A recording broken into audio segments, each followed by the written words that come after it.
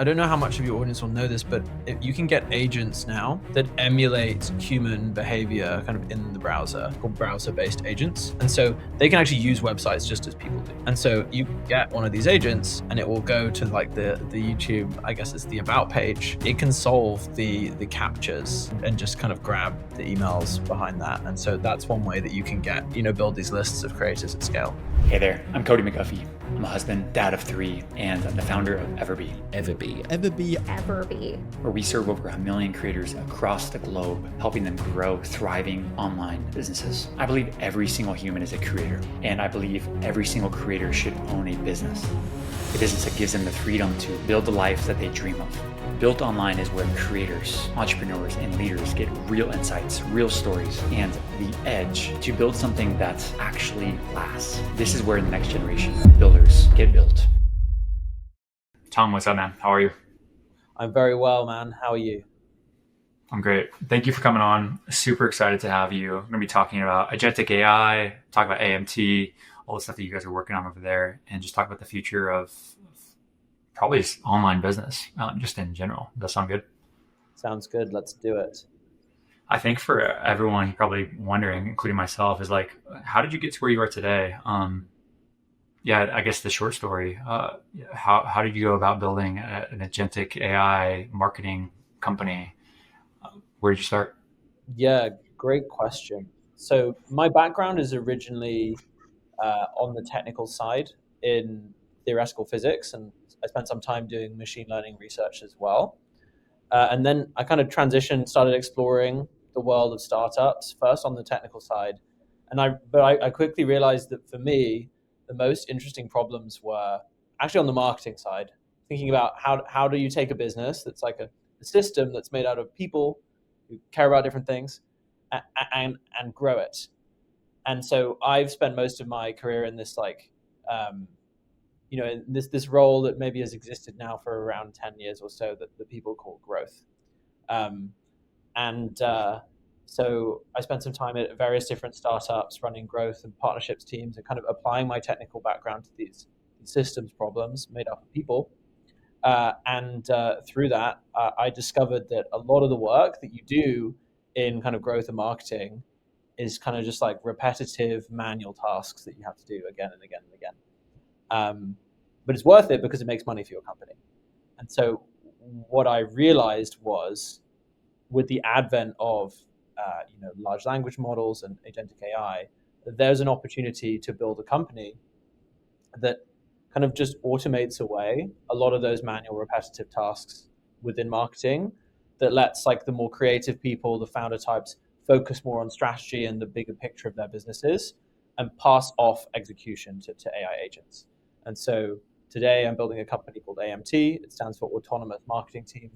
And what we do is we automate all the kind of non-creative work within marketing so that, people like you, Cody, or people listening to this podcast can spend their time, on strategy and not, like emailing 100 influencers or manually updating spreadsheets or any work kind of that nature.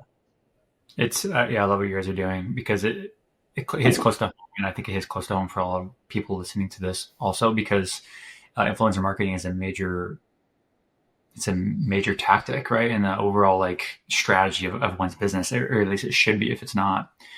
And but the reality is influencer marketing is a challenging thing to do, primarily because there's, like you said, there's a lot of communication that needs to happen. There's actually like a lot of the searching too needs to happen, like the headhunting, the sourcing aspect of like trying to find creators that align with your brand, with your messaging.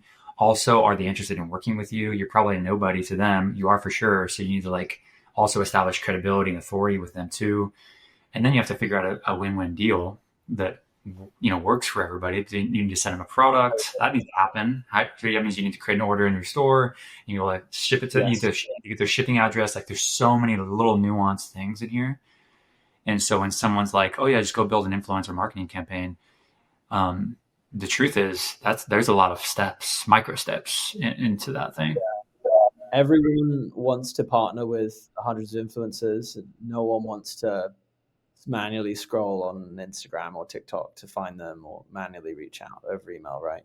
It's a lot of work that goes into it, and it takes a lot of time. Most people think what about. we do is. Oh, go ahead. I want to hear what you guys do exactly.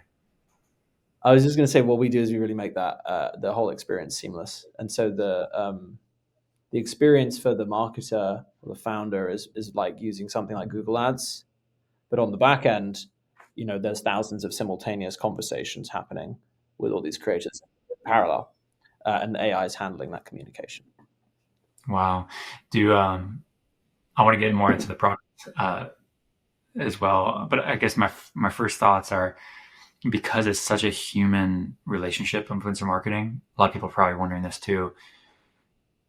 How do you monitor, and because you're kind of relinquishing trust, right, to the AI agent to really establish these relationships and then foster these relationships in these conversations.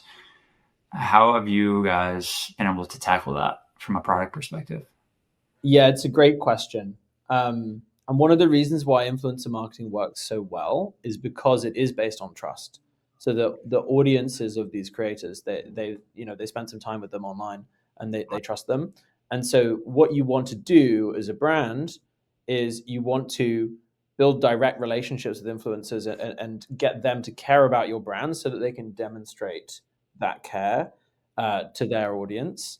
And the paradoxical thing here, and kind of like, I guess, one of our secrets is we believe that AI can actually build stronger relationships with influencers than kind of a busy founder or a busy kind of human partnerships manager can. And the reason is simply because AI can pay more attention to the influencers, right?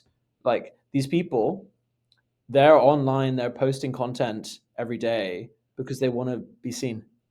But if you're kind of a busy marketer, you've got 50 threads to follow up on every day, you can't actually give these creators the care and attention in your correspondence that they're looking for. Maybe you can if you're talking to only one, but if you're doing a lot of partnerships like all these people are today because they want to scale the channel, you can't. And so some of the things that we do in the product, for example, is we personalize like all of the communication based on the creator's recent content.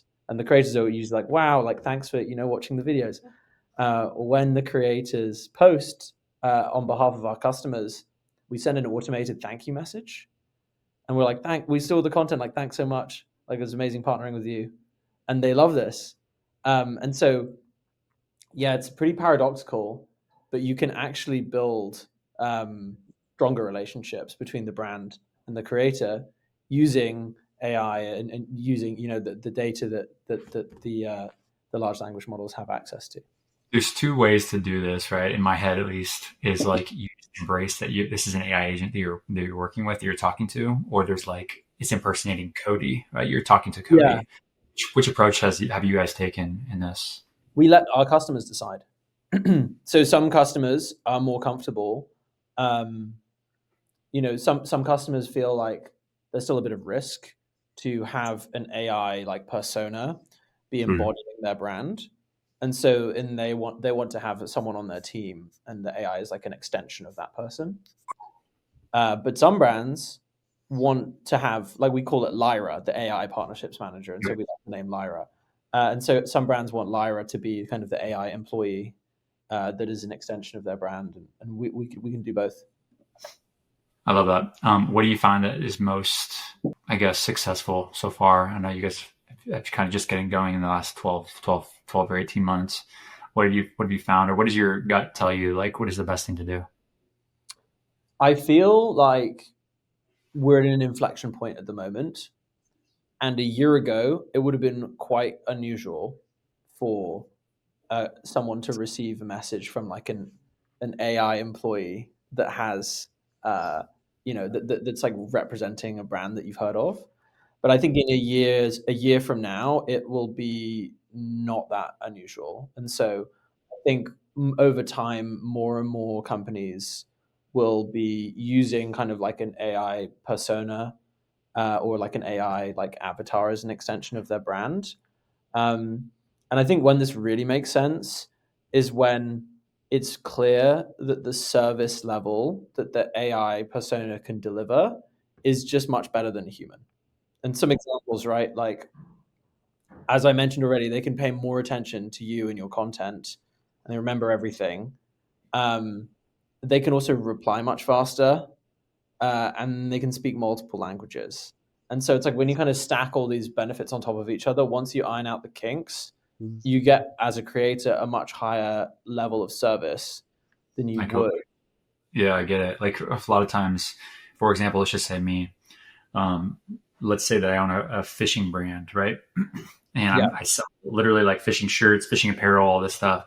Yeah. And right now, let's say I partner with YouTubers and Instagrammers and all this stuff that are like creators that are posting content, and I partner with them, and then they post a video with my apparel in it. The reality is I don't watch every single creator's videos. It's just impossible for me to do that. I want to, but I just don't, right? And so when Johnny posts a fishing video with my shirt in it, and he shouts me out, I don't catch it, right? So I would say, hey, Johnny, that was a sick video, man. Thank you for doing that. It was so cool. He doesn't get that. So with Lyra, in this case, he'll automatically get that. Like somehow Lyra will read that content because Lyra understand Johnny's feed. In this case, feed, if he's on YouTube also, will he understand the content that's going on YouTube too? Exactly. Yeah, we do all platforms. So Instagram, TikTok, and YouTube. And yeah, exactly as you described. And Lyra watches the content. So the large language model, they can watch videos now. And so it actually has some understanding of what's going on in the video. And then that, goes into the communication. So it really is as if it's better than if you had a human person on your team doing this, because humans, unfortunately, we're great, but we just don't have very much time. I completely agree with this. I see the value in that right there. So if anybody listening to this, like that's a real use case, by the way. It's a very real use case. I'm from a fishing brand.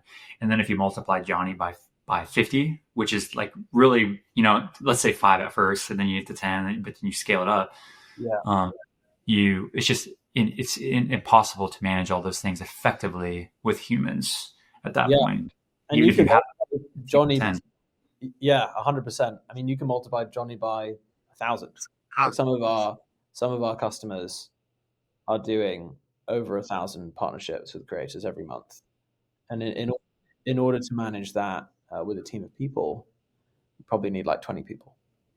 Let's say that Johnny, or let's say that Cody is a fishing brand still, and all my partnerships are on YouTube. And I also noticed when I was on your guys' marketing page and going through the sign up flow and all this stuff was really cool. It seems like I was under the impression that you guys will find, or Lyra will find people for my brand. Is that correct? Yes. Amazing. So let's say they're on YouTube. YouTube, I understand that like you have to, they also, how do we connect, you know what I mean, to YouTube? Because they also have like behind a bot, they have a bot production thing where they have an email, right? Things like this. Yes. So is the question, how do we find the channels, or how do we find the emails? Okay. I guess it's a 2-part question first. Yeah. Yeah. So the channels, there's many different ways of doing it. One way that's particularly good for YouTube is basically YouTube have an open API. And so what you can do with it is you can get the AI to like consume the API, and it's almost as if they're like watching videos. When you watch a YouTube video, and then around it there are like recommended videos, like, hey, these are the ones we think you should watch next. Right. So there's an API, just some software that basically has the same data that is going into that feed, but just kind of as raw data. And so you can get software or an agent to like look at this API, and you can put in videos that you think are good, and then it will recommend more videos that are like those videos. And so you're using the YouTube algorithm to help surface more creators that could be a strong fit for your particular brand. So that's how we find the creators on YouTube. And then the email thing is pretty interesting. So maybe, I don't know how much of your audience will know this, but you can get agents now that emulate human behavior kind of in the browser. They're called browser-based agents. And so they can actually use websites just as people do. And so you can get one of these agents, and it will go to like the YouTube, I guess it's the about page. It can solve the captchas and just kind of grab the emails behind that. And so that's one way that you can get, build these lists of creators at scale. And then is that something that's built into AMT where they actually build a list for you? Because there's also like a limit for you, for example, of YouTube, there's a limit of like 5 per day per browser-based agent, probably, right? So it's probably going to have top agents every day. You need like lots of different accounts. But that's the way that you solve this. But it's possible to do this at scale. It just is. Again, it's one of these manual marketing tasks that's kind of a pain, but really valuable. Very, very cool if it could be solved with AMT. I mean, it's a really cool thing. I'm sure so many people listening to this right now. We probably have about 40 to 45,000 monthly listeners to our podcast. So like there's people in here right now that are like doing this manually right now. They're going to YouTube, going to the about page, they're clicking on it, and they hit their limit of like 5 per day. And they're like, okay, I guess I'll fill out the rest of the list tomorrow. And they get 5 more. And the next day they do 5 more. And so check out AMT.ai and we might be able to help you out. No, yeah, super cool. I want to kind of go back to a quote that I was reading that you actually wrote. And let me just pull it up here. You said, every day when I get into work, I write 10 business priorities at the top of a blank page. I make a list of not more than 3 bullets. I jot down a few ideas for how to tackle each one. Switching out of AI into productivity and like, how do you actually get things done? You built a lot of very successful things. And I think it's important for us to realize like this is not totally a luck game. There's ways to repeat the success. What did you mean by that? Yeah, thanks for asking. I'll answer it with something someone else wrote, which is there's a concept from Steve Jobs that I really like called signal to noise. And the way that he would think of signal to noise is that there's signal, which is the stuff that you really need to get done to move the company forward.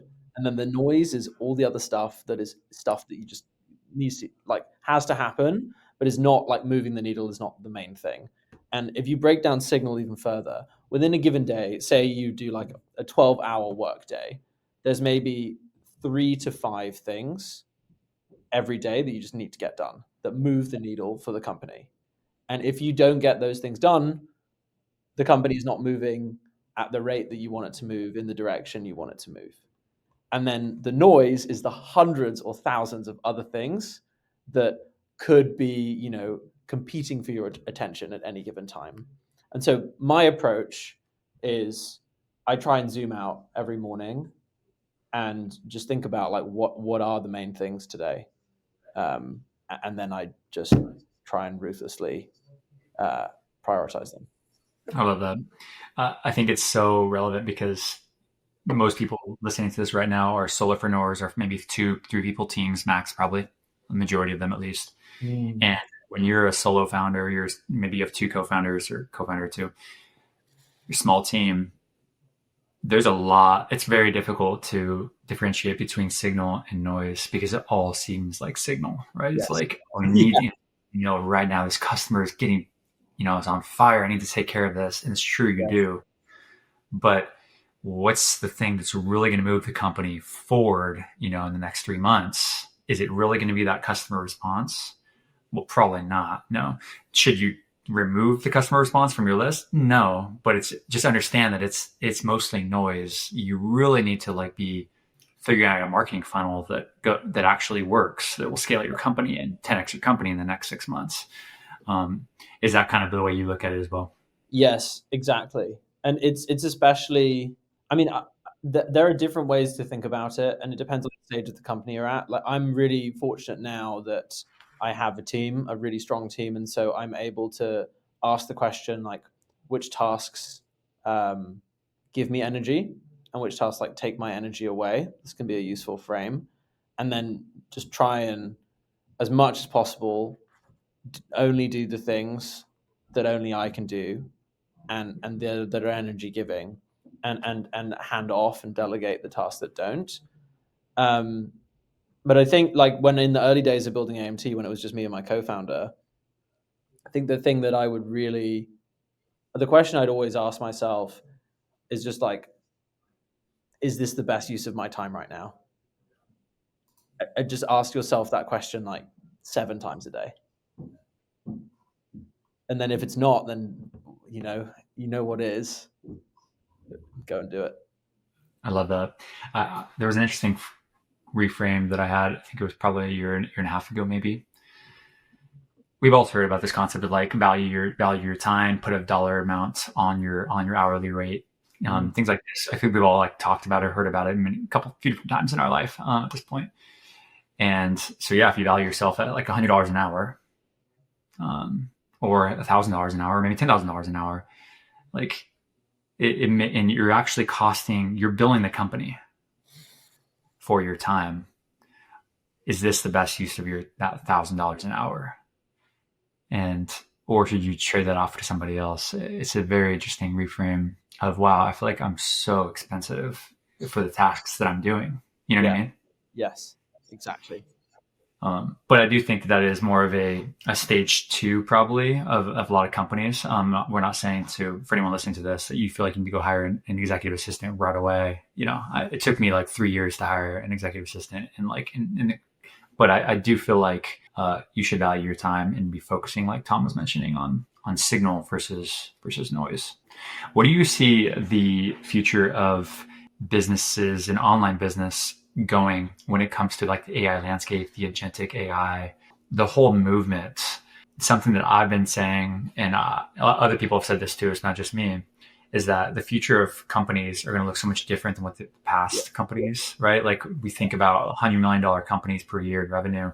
We think about like, okay, well, you're going to need thousands of employees for that, or maybe hundreds. And it's continually reduced over time.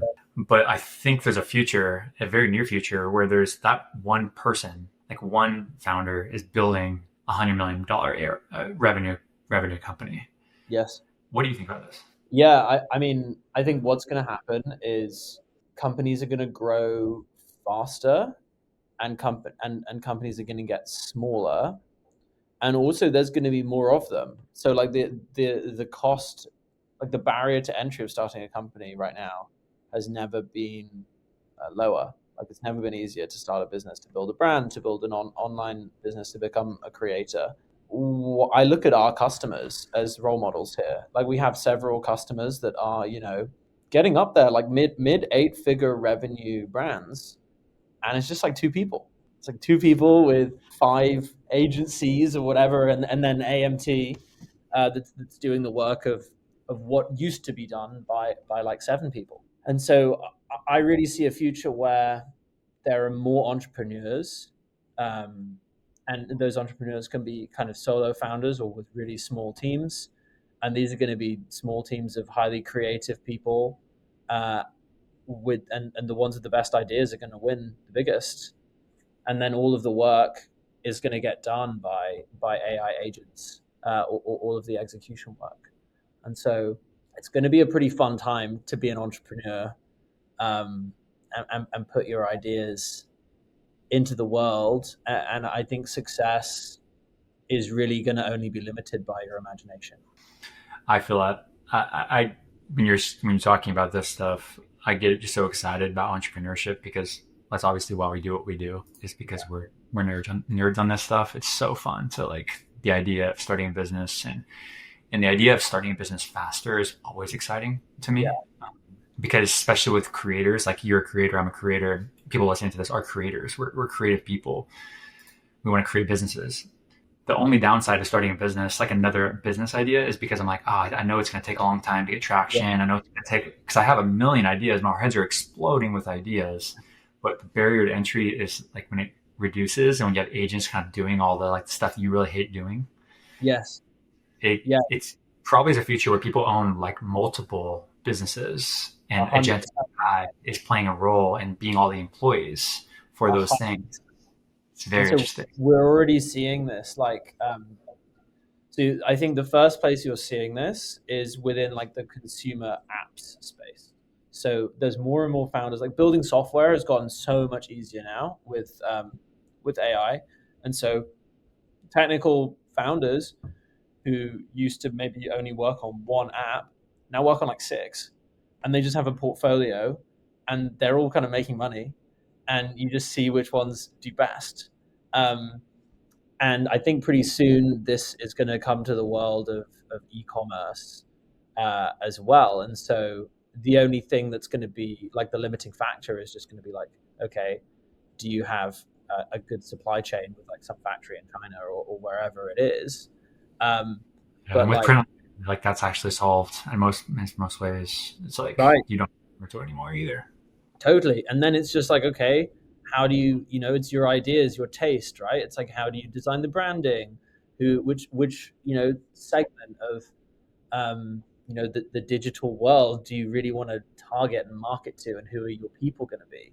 Like, these are going to be the big questions that I don't believe AI is really going to answer. I think the best answers to those questions will always come from people. But AI is going to enable the distribution and all of the rest of the work to get done. You're totally right. It's going to amplify it. It's going to amplify the founder's brain. And I'm so aligned with that. One thing that with EverBee store is we have, like, we call it brain. It's basically a feature. It's the central brain for your entire brand. If I'm a fishing brand called Fishtails, we have a brain, right, which is literally just like Sucre brain, and it's pulling in data from.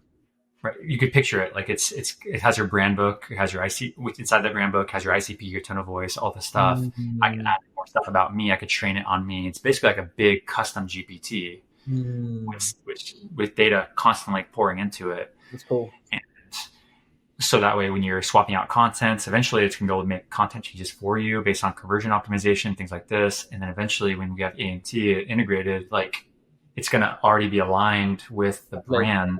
And the ICP, it's going to go out and hunt creators all based on the brain versus me having to tell and talk to a human all the time and tell exactly what to do. That's so awesome. Yeah, because the way that we think about the product when we onboard a new customer, we're like, okay, on day one, think of it a little bit like an intern. It's new to your business. On day 30, it's now like kind of a marketing specialist. And on day 90, it's like a team of 10 marketing specialists that like work 24/7 and speak any language. But if you are able to do what you just described and like do all that upfront work of really defining the brand tone of voice and making that easy for an AI to understand, then you kind of skip that first part, right? And you can go straight to, a team of marketers. Yeah, exactly. And then in theory, not in theory, actually, in very much reality is like we're already seeing a lot of our customers for EverBee like have multiple brands. Like they have 3 completely different brands. Yeah. So they have one, and then they have like a luxury, jewelry, and they have like a print on apparel for like moms, like 3 totally different ICPs, different things, but somehow they're like, because it's all centralized separately. If that makes sense. It's just a really exciting future I see for the entrepreneurship game. Totally. No, I'm stoked. It's a good time to get into the rapid fire questions. You ready? Let's do it. What is your favorite business book? Good Strategy, Bad Strategy by Richard Rummelt. I don't know if I've read that. I'm going to look that up. It's excellent. Yeah, it's all about like just what does it take to build a tech company, and like how do you think about building with the end in mind? Like what is the, how do you build defensibility and things like this into your product from day one in order to make sure that you're not only like building something that creates loads of value and you're capturing some of it, but that you're going to be able to keep doing that over time. I see it right here. How would you define a creator in 2025? In 2025, I think a creator is anyone who is using social media to tell their own personal, personal story or like leaning into their own kind of inner authenticity with the intention of building an audience. So you think it has to be mostly in the content game versus would you consider yourself a creator? Curious. I would consider myself a creator for sure. Even though you're not making like social media content posts like every minute. I'm not making them every minute, but I feel like, so, I have I have a Substack, I've got a website, I post on LinkedIn, like you quoted me earlier, like I am I feel like the way that I want to be in the digital world is like telling like the things, like if you think about AI again, to zoom back out, like what AI is going to make the cost of generating similar kinds of content is going to go to zero. Like everyone's going to be able to make like AI generated ads and stuff. So what becomes unique in this world, I think it's like authenticity and your own kind of story. And that's the thing that no one can take away from you. And so I think that's only going to become more valuable. And I've like, even though I don't have like a massive audience online, I benefited from immeasurably from putting myself out there on social media. Like I got my several jobs from social media.